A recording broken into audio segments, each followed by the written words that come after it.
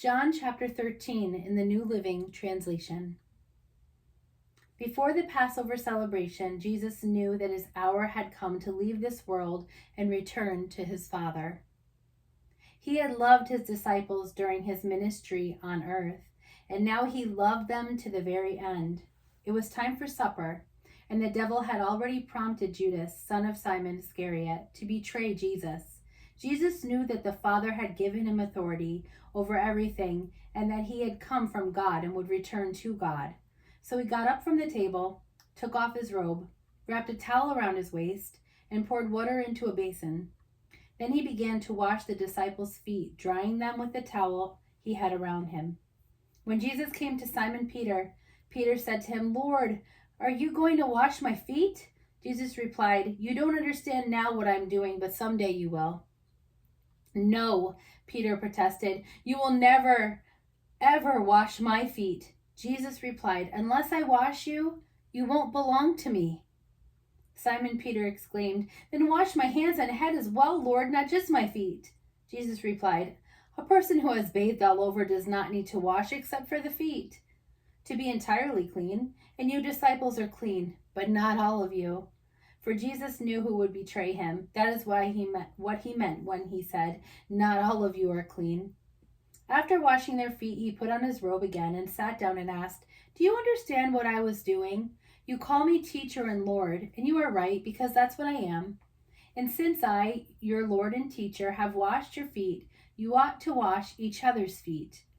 I have given you an example to follow. Do as I have done to you.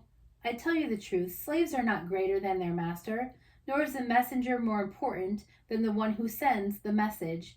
Now that you know these things, God will bless you for doing them. I am not saying these things to all of you. I know the ones I have chosen. But this fulfills the scripture that says, 'The one who eats my food has turned against me.' I tell you this beforehand so that when it happens, you will believe that I am the Messiah. I tell you the truth. Anyone who welcomes my messenger is welcoming me, and anyone who welcomes me is welcoming the Father who sent me." Now Jesus was deeply troubled, and he exclaimed, "I tell you the truth, one of you will betray me." The disciples looked at each other, wondering whom he could mean. The disciple Jesus loved was sitting next to Jesus at the table. Simon Peter motioned to him to ask, "Who's he talking about?" So that disciple leaned over to Jesus and asked, "Lord, who is it?" Jesus responded, "It is the one to whom I give the bread I dip in the bowl."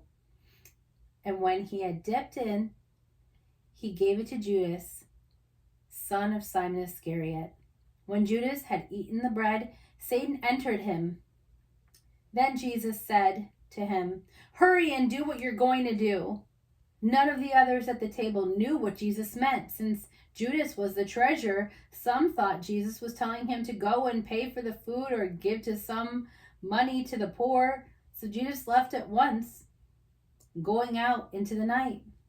As soon as Judas left the room, Jesus said, "The time has come for the Son of Man to enter into his glory, and God will be glorified because of him.